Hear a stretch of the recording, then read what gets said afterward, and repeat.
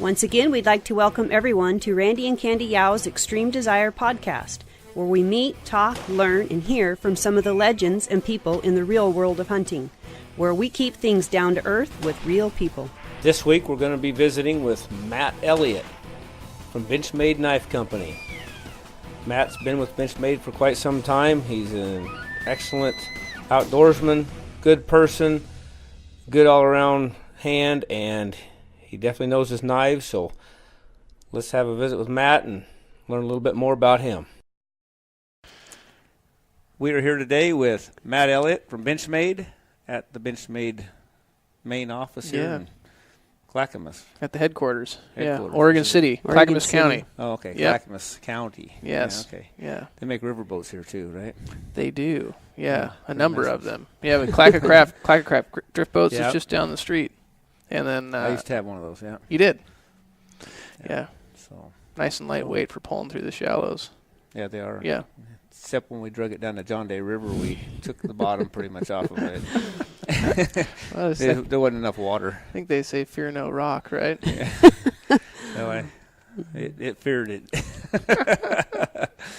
But anyway, so tell us a little bit about how you got involved with Benchmade and what you think of what Benchmade's all about. Yeah, I can give you the full rundown of the history of Benchmade, which is actually it's a fascinating. It's a fascinating company, and then we can get into the more boring part about myself. But it's like not that my own story is boring, but it just sort of pales in comparison to how Benchmade got its start. So.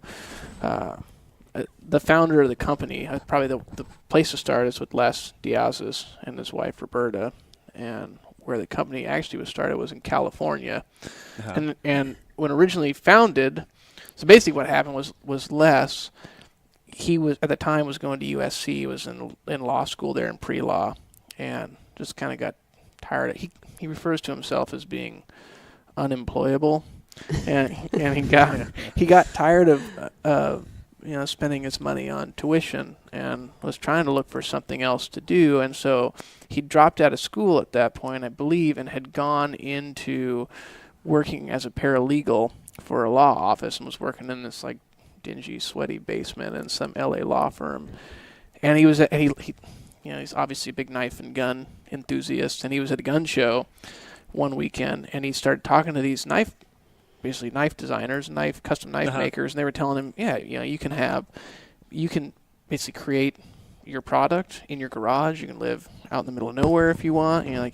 Pretty much free range to do whatever you want. And I think that entrepreneurial side of things sort of sparked something in Les where he thought, that sounds great. And Les is Filipino, by his heritage is Filipino. I mean, he's American, but his Filipino heritage, and was into Filipino martial arts, and there's basically a Filipino knife, the butterfly knife, or the bally song, which is Filipino for butterfly, and that's where the butterfly in our logo comes from, calls to our heritage of the butterfly knives. Yeah, a lot of people ask, what's the butterfly? Yeah, I honestly didn't know that till just now. Which is something I love. I actually really like that about the Benchmade brand. It's a very, 98% of our customer base is actually male. It's kind of it's knives, it's like hardcore military stuff, but then it has this really cool sort of contrast with the feminine side and the butterfly logo, and I've always loved the contrast between those two things. And so back to the story we were telling though is he's at this kind of knife show, and he's realizing I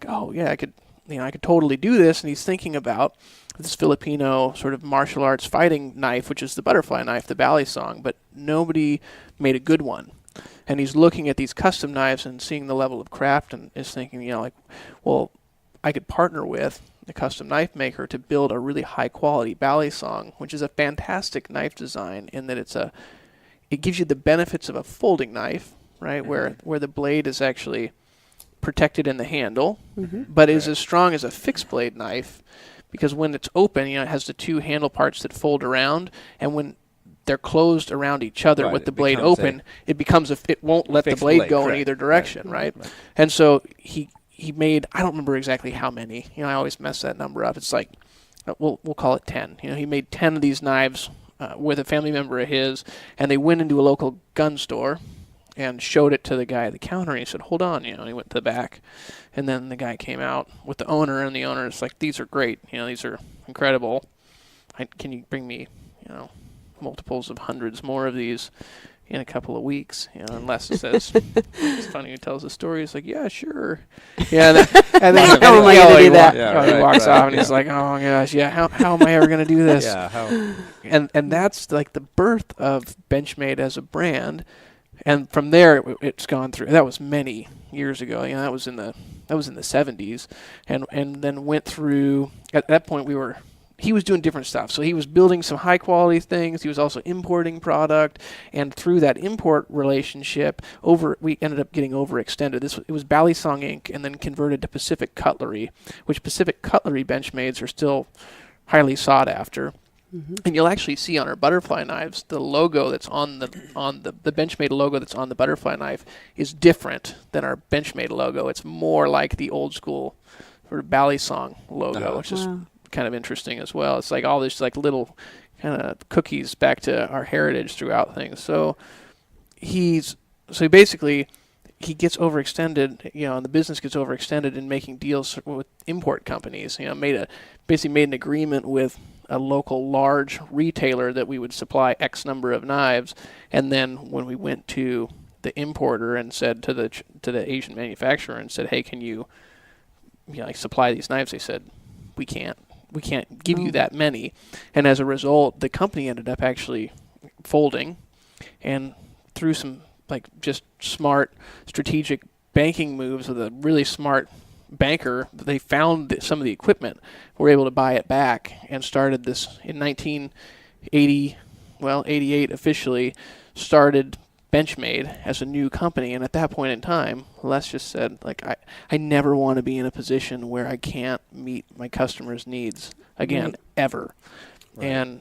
And that was sort of the birth of what is now Benchmade, and this ideal about building everything here domestically. Mm-hmm. And it wasn't about American manufacturing being cool. It was about customer service. Yeah. Right. The whole brand is based in customer service. It doesn't matter if it's about making great product, engineering product that's going to meet a customer's needs, about great programs that meet our dealers' needs, or on the back end after somebody buys, making sure that they're always going to have a product that works at the very pinnacle of its performance, because we'll service it as many times as they want over and over again. That's what amazes me. It's like, you can use these things, and trust me, I'm very hard on my knives. You Matt are? knows. Yeah. And I always get a fun box. Yeah. Come send them back, and they rebuild them or whatever, and back to new, and sharpen them as many times as you want, free of charge, to sharpen those knives time after time and bring it back to the factory. Yeah, that's cool, because it's cool. No matter how good you are, sometimes it's just like the guys that do it all the time, that's what they're good at, and they bring it back to shape with these things. So it's kind of like getting the steel is amazing, Yeah. It is, yeah. It's kind of just thinking it's like getting a knee replacement. They tell you if you're going to get a knee replacement, you should go to the doctor that always does that knee replacement over and over again. So, yeah, correctly. Yes, and that's true. The specialists in sharpening, whether it's in product services or on the manufacturing floor, that is what they do, and they are really, really good at it. Yeah, and it is not easy steel to work with because it's so hard. It'll hold an edge a long time, but the trade-off of that is that it's hard, right? Exactly. Yeah, it takes longer to learn the sharpening skill as a craft than just about any other operation on the factory floor. Wow. And it's the most, dangerous isn't the right word to use, but there's the most sort of risk involved with that particular. You have to be at the most focused, because there's the most opportunity for safety hazard, I should say there. And obviously we do a lot to make sure that that's protected, but it requires an extreme amount of focus, and that's at the point at which the knife actually becomes sharp. Mm-hmm. And there's a wheel that's spinning at a high rate of speed, and so because of how much focus it requires, the people that are working in that sort of operation center, you have to make sure you're kind of rotating them out and keeping them fresh, because it just requires, it's so intense. Right. Yeah, it's really cool. One mess up is a mess up. Yeah, that'd be a bad mess up. Yes. Yeah. Yeah. So, could you tell us a little bit about? Obviously, I'm an outdoorsman hunter, and so I think along those lines pretty much everything. My pocket knife is, like I said before, is a tool to me, which I use for screwdrivers, pry bars, cutting stuff. stuff I shouldn't be doing. Right. Yeah. You have the construction side, Yeah. and the farm side, Yeah. and the hunting side. So for farming, the more ranch work or the work, what do you keep in your pocket knife. Yeah, just which one? Right now I have the butter or the. Oh yeah, the 535. The little blue guy here. What did he call that new? That's the bug out. Bug out. That's the name. Yeah. See, I don't even know my names of this stuff. He hasn't cleaned it either. He's sitting here cleaning it while we're doing this.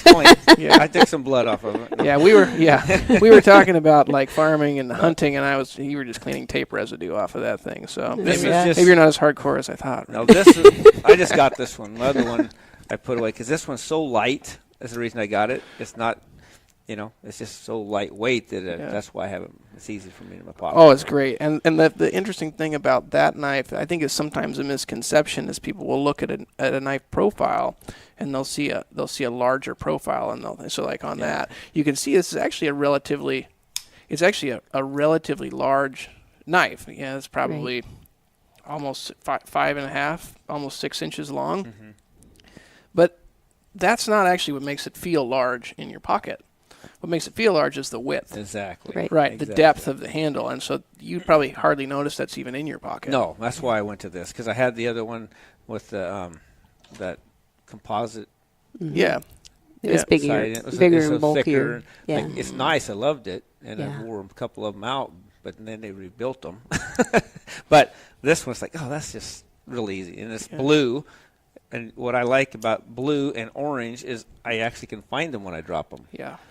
I do like all the real pretty ones, and they're kind of model colored and all that stuff. But when I drop them in the dirt, I never find them. In fact, I got one at a job site now that somebody's going to find one day, but I haven't found it yet.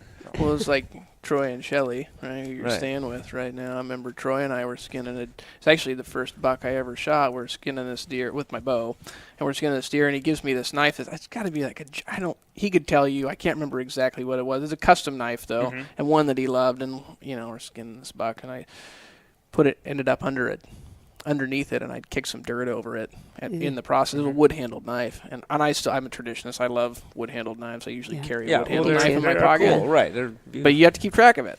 Because I kicked the dirt over it, and then it took me 45 minutes to find it. Yeah. And he wasn't going to let me walk off without finding that. Oh, there you go. Yeah. Good. Yeah. We've had that happen a lot. He's talking about Troy Corum also works at Benchmade, and we did a podcast with him. So he does, yeah. And we were saying Troy and I were friends. I mean, I worked here for 10 years now, and Troy and I were friends before I worked here, and so that was cool. Troy's the one who kind of got me into bow hunting in the first place. That's cool. Yeah. But you're a pretty avid bow hunter now. Yeah. It was mostly and I still like rifle hunting, but it was mostly rifle. I like before. everything. I just, I'm certainly not a purist because I just like to hunt, and it extends my season if I'm able to change weapons. Yes. I'd hunt with a spear if we had spear season. I like rifle hunting, mule deer. I like bow hunting, and there's just something about it, bull screaming in your face. It's hard to get out of your blood. It really is. Mm-hmm. Yeah. Even if you don't get one, it's that experience. Yeah. Really cool. And then this little guy here. Oh yeah, you want to talk about cool thin knives. knife. Yeah. Yeah, I fell in love with it. They gave us one as a test crash dummy this year, and we used it a lot. But ours was black, and talk about losing them. We lost it. Yeah. She shot a bull in Idaho, late season, December. In the snow, yeah. In the snow. It was kind of snow. They did not get very much snow in Idaho this year. That really wasn't snow. Some. It looked like snow were in. That was actually what they call that horse frost. It was that much frost. Yeah. It really was clear above us. It's just we were in the couldn't clouds. see 200 feet, and we thought we were never going to find a track or a bull, but we did. That black one, we lost it. And I couldn't find it. Got all done. I'm shaking the cape out. It was in the mane.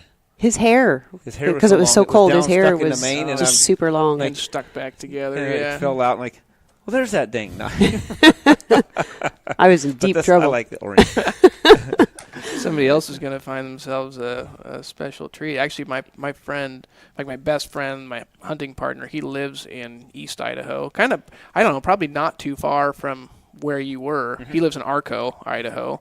But he was hiking on a trail in Montana and found a mini griptilian just laying on the trail. Oh, wow. Yeah, man. And this one, you guys call the altitude. That is the altitude. Right. Yeah, right. That's the For altitude. those of you that aren't watching, you can actually, it's the altitude. You have to check them out. They're just very thin, they're a cool little knife. It's another knife to have in your pack. You certainly don't know it's there. We used it on how many animals this year? A bunch. 17. 17. Mm-hmm. What do you think of the blade steel? It's great. It was great. Yeah.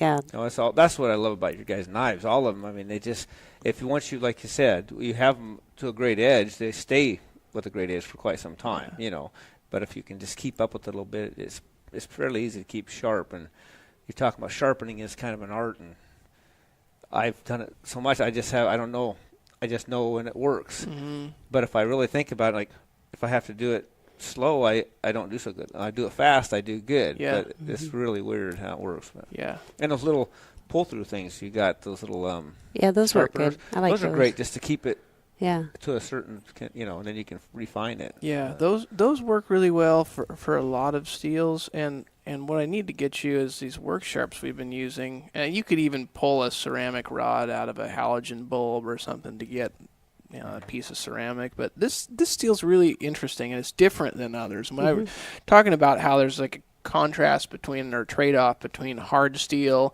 and difficulty of resharpening, this is S90V. The rest of the hunting knives are S30V, which is tremendous. I love S30V. It's a great balance between edge retention, corrosion resistance, and durability. Sometimes when you get a lot of edge retention, it can get brittle too, just because it's so hard, and it doesn't really give you great durability. But S30V is a good balance.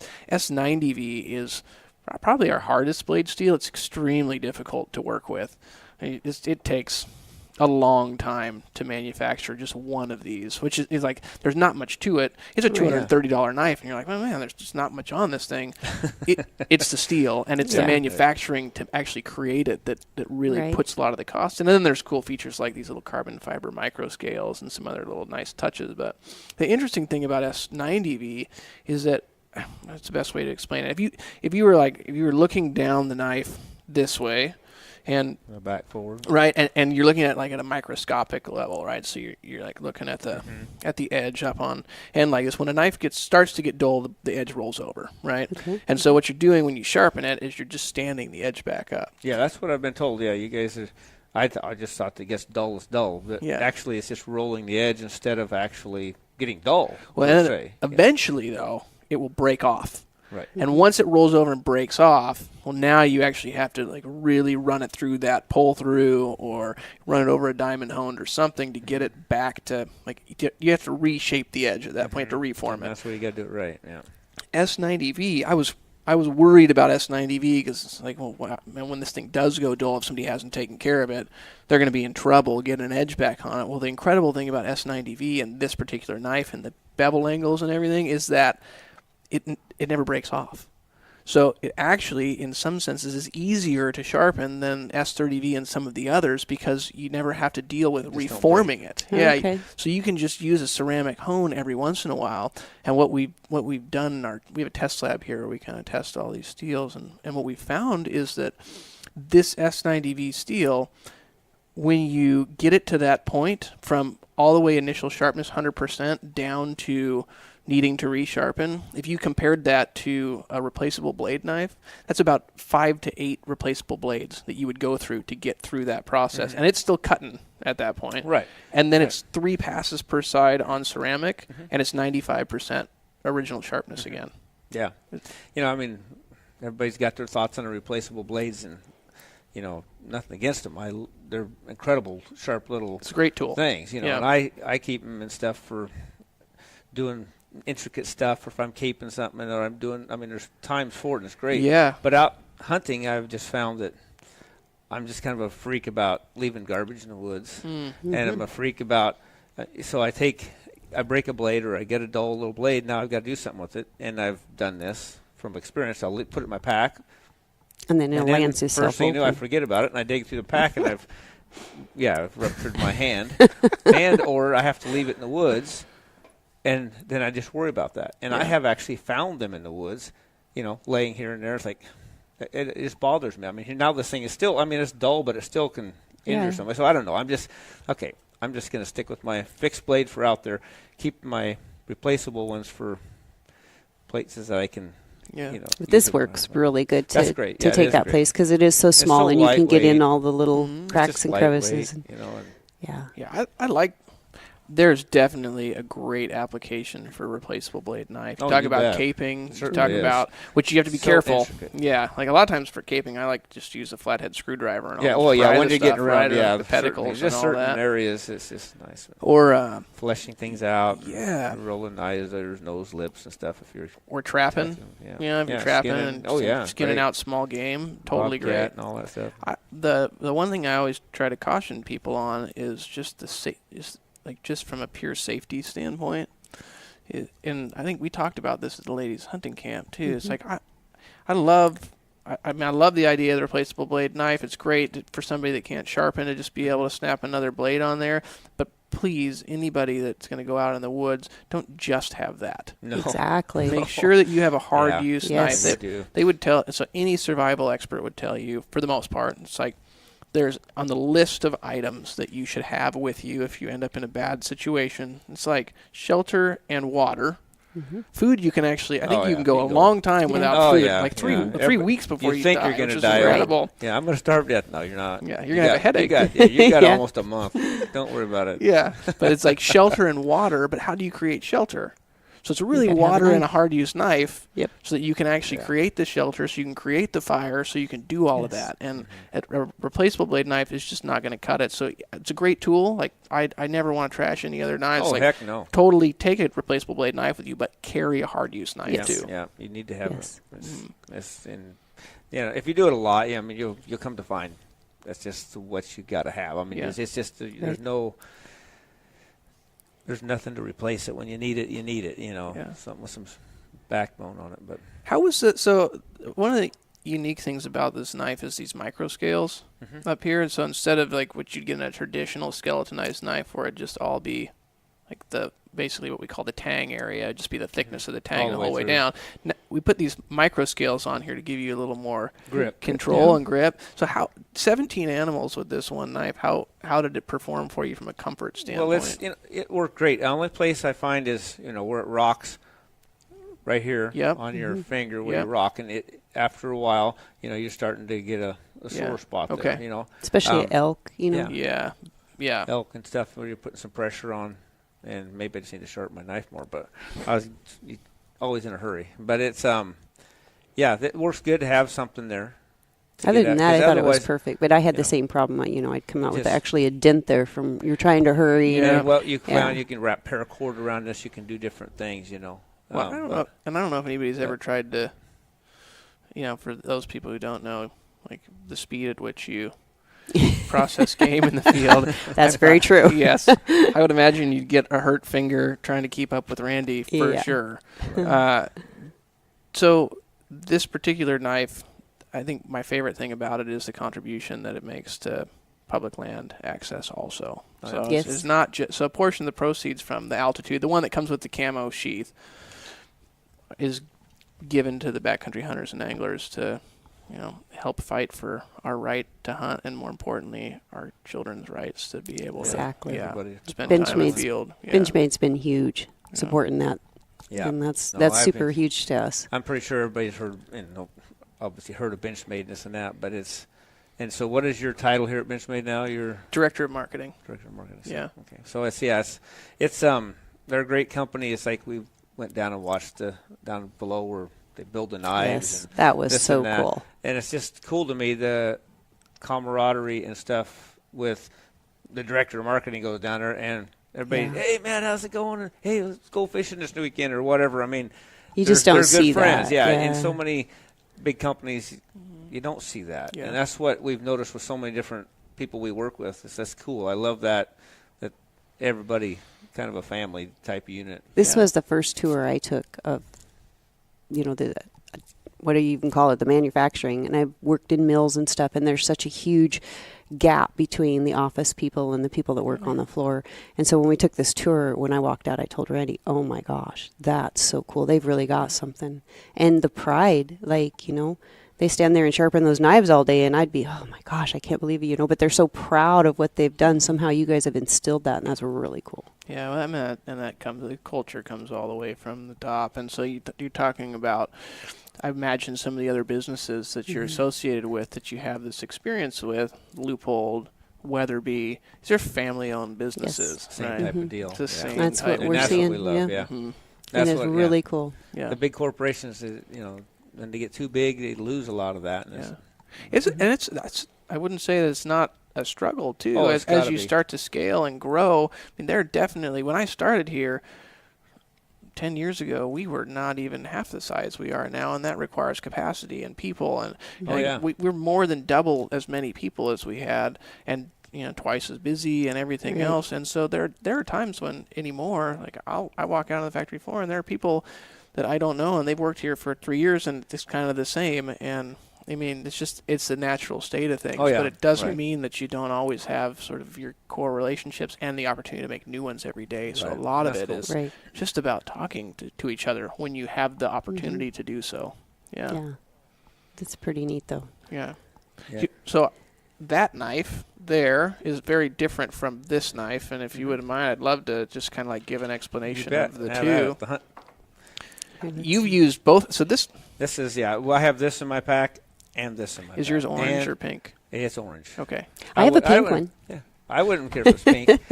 I'm not real concerned about. Oh, well, I want a pink one, but Candy took them all. Gave them all away. That I did. Right, to the ladies' camp. And we'll go back real quick off the subject, but Benchmade has been a sponsor and helped us with the ladies' camp for the last 5 years that we've been doing it, and they've been great. And huge the ladies sponsors. Absolutely. They go nuts over them, which everybody does, but they fight over them literally. Yeah, that's what I heard. I didn't get Troy. Troy and Madeline went last year, but he said it was a big deal, and I think Troy actually took some extra steps to get a few extra. Troy out. was great. At the end, he goes, "What he wanted to do more, and he just wanted to help him."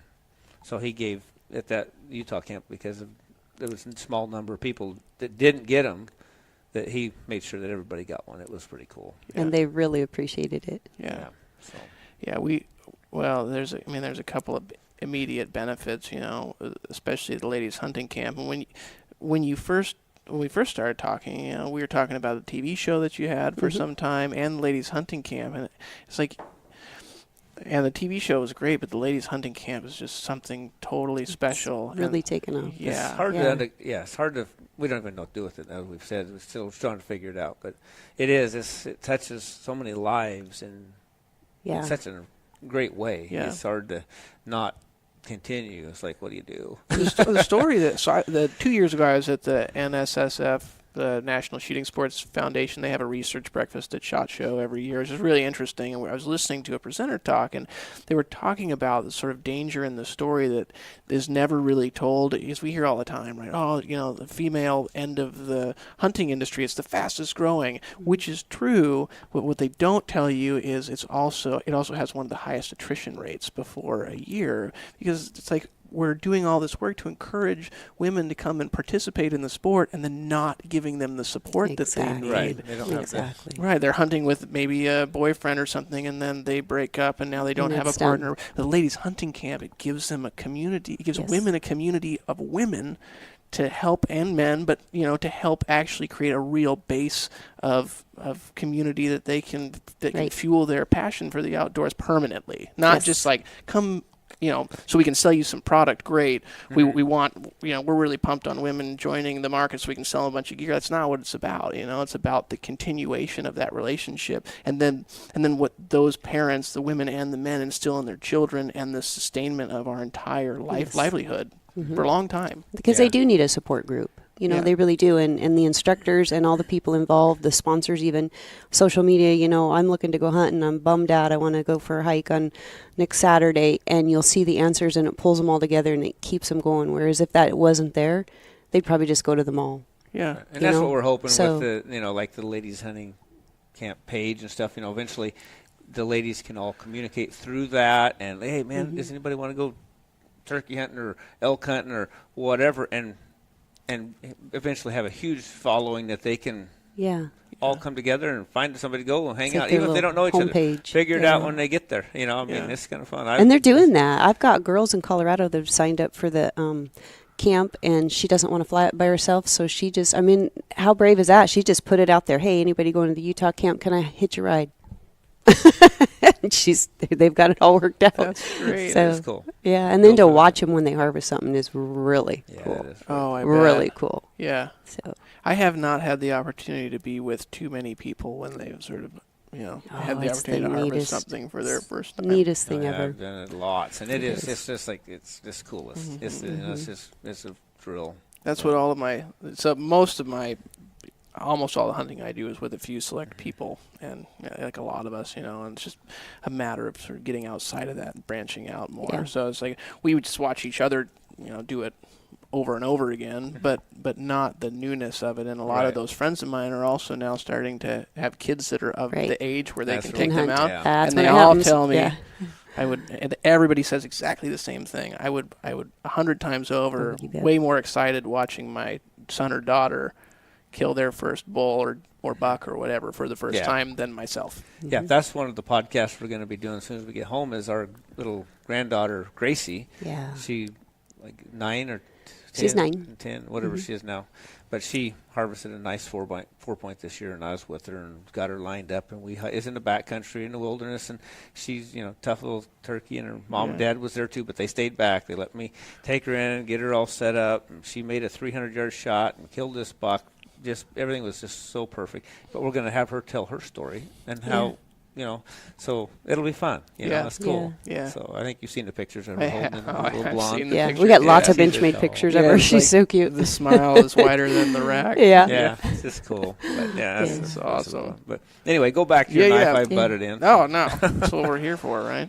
It's like, so the Altitude's ultralight is like, it's all about peak performance. All these hunting knives, like when we first started to create the hunting series, we were doing a bunch of research, both field and lab research and surveys to figure out kind of like where is the market for like a really high-end hunting knives, because every company was making hunting knives, but nobody was making them at the high level. And you see other gear companies sort of leading the way. Backpack people are paying.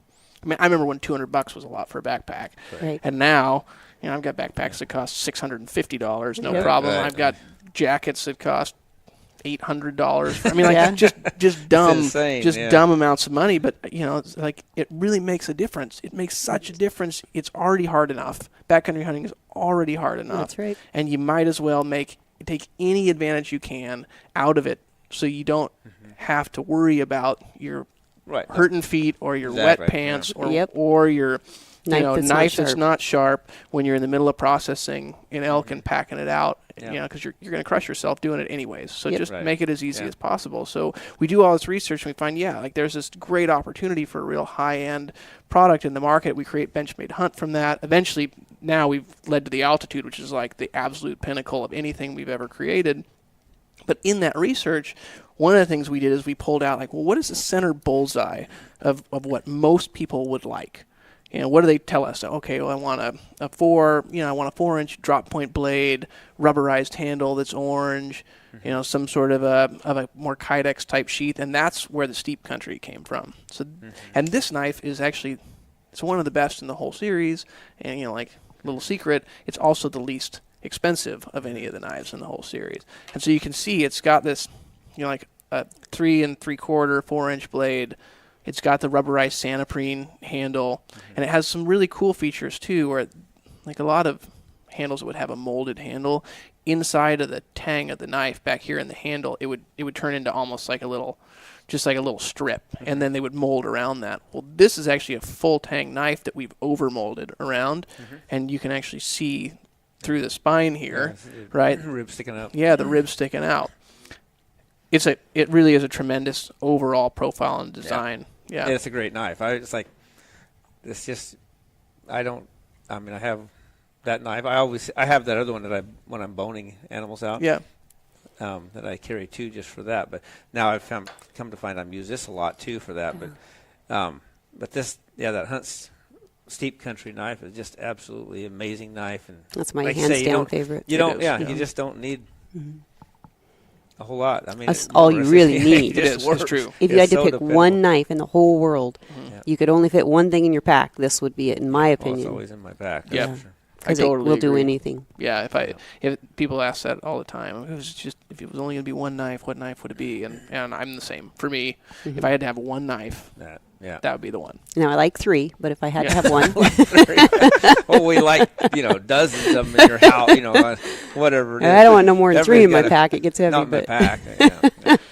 So do you carry a knife in your pocket and a couple in your pack, or are you all knives in the pack? No, I have these 2 in the back of my pack, and then I have my pocket knife in the zipper right in the front, so it's right just there to get to. I can grab right now. When you're just fiddling with something, you need to cut something or whatever. You're not going to take your pack off to do something, Yeah, I do the same thing. I always keep something in my pocket. Just something so, I need to cut a piece of cord or string or something just handy. Then I'm just walking around or on camp or whatever. But and typically it's like if I like to have a utility, because you might need to cut a shooting lane or whatever. It's nice to have that knife for the utility. Right there. And it's good to have a clean knife in your pack that you use for the meat. And if all else fails and you have some failure, God forbid, on one of your other knives that's in your pack, which you shouldn't, especially not with a fixed blade, because there's just no mechanisms to break. Right. But then at least you have a lose backup. them. I mean, you don't ever want that to happen. It's nice to have. That's why I always have more than one, because you just never know. Losing it that's the only thing that we don't warrant. One match to build a fire. And that's more common than anything. Is like really is just lost. It's like it's like my friend Zach finding that Griptilian on the trail. It's just funny. We made a Facebook post about that and tried to find the owner of that Griptilian. Said we'll give it back to whoever it is. We had some people that were close, but I don't think it was theirs. Who had actually, I think, honestly, had lost a knife in Montana somewhere, but it wasn't that one. It wasn't that one. Yeah. We just said, look, if you can tell us the exact spot where this knife was, we will send it back to you. Wow, that's kind of cool. Yeah, it would have been really cool if we could have found the owner, but we didn't. But back, it's been years ago, and I'm pretty sure I even asked Matt this question. I said, why don't you guys make one in orange? And they're like, well, because then if you you wouldn't buy as many. That's like the camo, right? It's a camo knife. Now, luckily, this one has a bunch of orange popping out the back end, but with a camo knife, it's like a lot of hunters, they only buy one because they look really cool, and then you set it down somewhere and you lose it, and they never buy another one. Everything I got's a tool. I use it. I love them, but I like my tools to be good, but I use them hard. My gun, my bow, I don't. It's not getting babied; it's getting used, and that's what it's all about. But are you? And you obviously you're shooting a Weatherby rifle. Yeah. Rifles. Yeah. Mark 5. Yeah, I got a Mark 5 Weather Mark. Yeah. Do you like it? I love it. Yeah. I absolutely love that thing. Yeah. I got a 6.5 300. I just got that thing. That is just a fun gun. It's just a fun gun. So talking about that, I got the 6.5 Creedmoor, the Camilla, the ladies' gun, in the wood stock, and I was so proud of it. It's so pretty, and he says, you're going to scratch it up, you're going to ruin it. I said, I've not fallen on a gun yet in my life. I'm sure it'll be fine. And so this year, coming out with our grandson's buck, I was the camera person, and I had my rifle over my shoulder, and there's this shale rock thing that I was going to run up because there was these beautiful rocks. I said, I'm going to get up ahead of you guys and film you. So I'm talking backwards as I'm running, and I rolled down the whole thing, completely scratched the holes the very first day out with my gun. That's what I told her. See, that's why you get a composite stock and don't worry about it. Oh, I was sick, but it's life. Yeah, I have a 300 Weatherby backcountry edition, which is the Vanguard, but it has the Cerakote and all that on it, which is nice. That's my like hunting partner, if you will. But I have a 270 that's an old Remington BDL. The good ones, back before they ruined them. Right. And that thing is a tack driver. Yeah. But it was a wood stock, and it was the same. I'd pack it down the trail, deer hunting, and a lot of times the clip of your knife in your pocket will just sit there and rub on it. So, as soon as I could, I went to that Weatherby with the synthetic stock.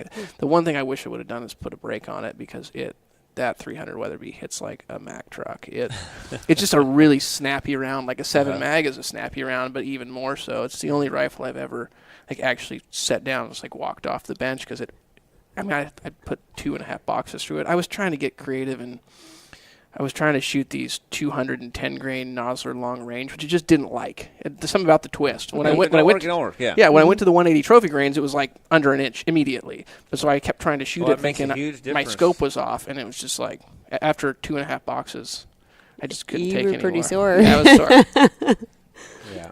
And so the 6.5 300 is a flat flat shooter. Yeah. Yeah, it is. It's quite a gun. Yeah, I think, what is it, 2.5 inches at 100 high, and it's 7 inches low at 400. So you basically point and click Yeah, up to 400. You get it, yeah. Basically, that's what it is. It's a smoker. It's just fun. It's just a fun gun. Yeah. Yeah, well, I think the last one we have here is a folding knife. This is this mini Crooked River. This is one of those knives that Randy would lose because it's got a wood handle on it.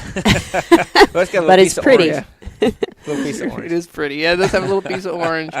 And this is our most, the large version of this is our most popular seller. But I think it's really not necessarily for hunting. The reason it's our biggest seller isn't for hunting. It's for the reason that it, I think, crosses over into different areas because it's just overall anything and everybody. Yeah, it's a really attractive knife. It reminds you of the knives that your granddad used to carry. It does, right. Mm-hmm. It's got that really traditional clip point blade, which actually makes for great caping because you can get a lot of precision up in the tip. But then it has some modern features on it, like the orange rings and the orange G10 back spacers and the cool aluminum bolster. It's called the Mini Crooked River. And this one, I think, will no doubt end up outselling the large version. Yeah, see, I like the smaller ones. I always do. I just never been into the great big folders. Yeah. No, that's a very pretty knife. Yeah, So that's actually the 3 exact knives that I have right there. Oh, it is? Yeah, so this is the pocket knife. And then, obviously, my 2 hunting knives that I put in the back of the pack. So that's funny you pulled those 3 out. Yeah. It wasn't intentional. It's completely coincidental. No, yours is pink. Mine is pink. Yes. I'm special. I need to get a pink knife. Yeah, ladies. Yeah, they made a run of them last year for the ladies' camp. The girls ate it up. They pink. loved it. Yeah.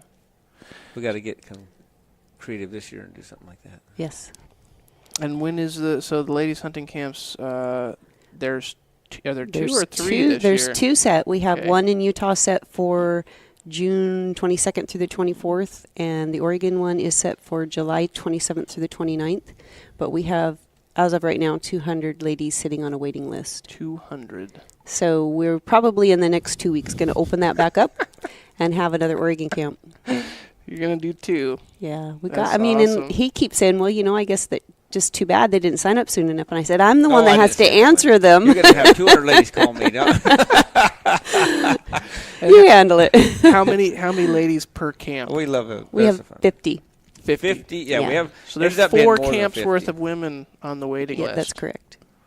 Wow. And what do you do? Yeah. Yeah, so we're not, we end up, we shut the 50 off at the people that sign up. But then, the sponsors, like you guys, you bring somebody. So we end up with more like 60 and then your volunteers 65, and instructors. Then you got 100. There's 100 people. 125 people at each camp. Right. Yeah.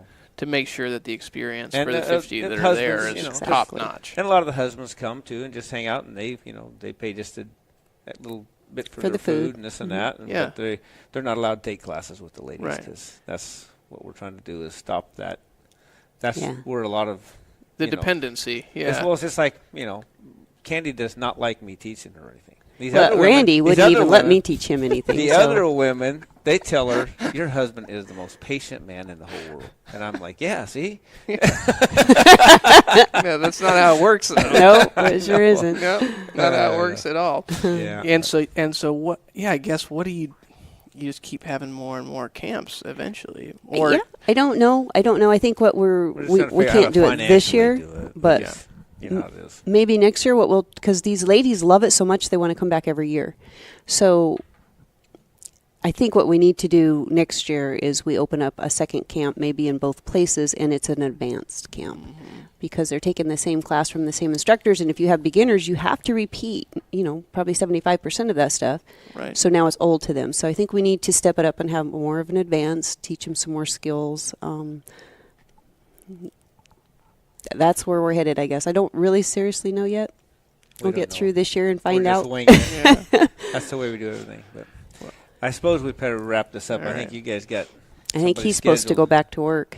That's true also. Although I'd be happy just sitting here all day and talking to you instead. Talk hunting or something. Yeah.